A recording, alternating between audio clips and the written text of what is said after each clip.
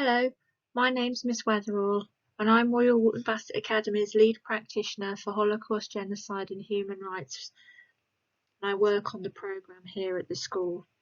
As we approach July the 11th and the 25th anniversary of the genocide at Srebrenica in Bosnia, we've set our students, staff, parents and the wider community a challenge.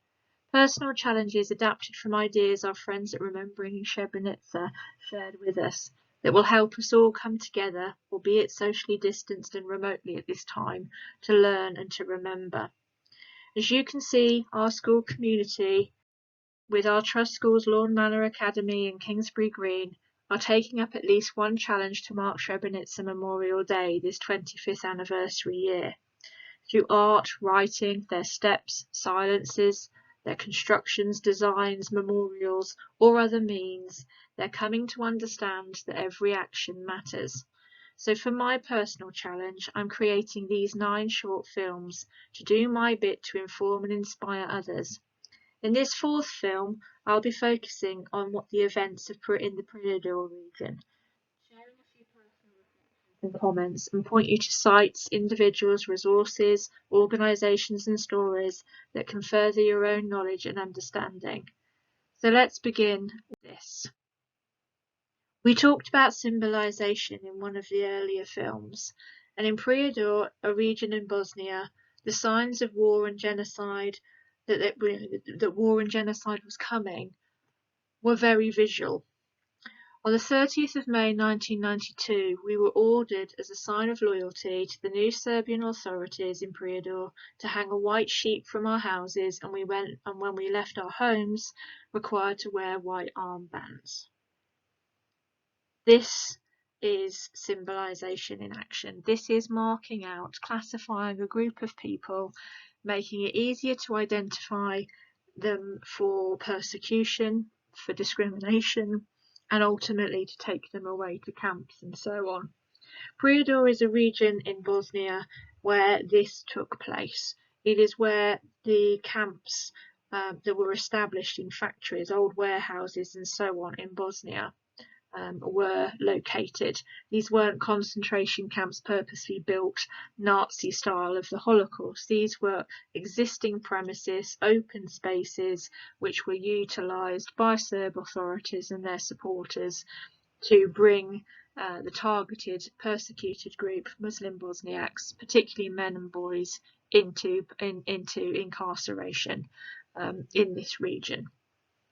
There are some thinking and discussion points enclosed in this slide as part of the film, but they're just there as pointers for your own thinking and development. So this is symbolisation, the use of these white armbands. So as we said, this happened on the 31st of May 1992. These announcements were made over radio, whether it be white flags, sheets from houses' windows, or the armband. And in the Prijedor region, it's worth noting that the Bosniak Muslims were targeted in significant numbers. In this region or area alone within Bosnia, 102 children were killed, 256 women were killed, 31,000 men and boys were held in camps across the region, 53,000 were forced to flee as refugees. And so you can see a pattern is developing, an escalation is developing in this area, from just intimidation, from classification, to putting people into camps and in some cases executing them there, torturing them there, sexually assaulting them there. This is very, very difficult times, and this is 50 plus years after the Holocaust in mainland Europe. These were the pictures that shamed the world. I was 16 in 1992. I remember reporters like Martin Bell, like Penny Marshall, like Ed Valumi talking on the TV or in the newspapers about Bosnia. But it wasn't really until British journalists and a camera crew got into the notorious Ormaska and Ternopily camps in the Prijedor region that these pictures and images were shared around the world. It was front page news, and you can see from the Mirror's example, Belsen 1992, an explicit reference to the British camp that was liberated, by the British in the 1945 at Belsen.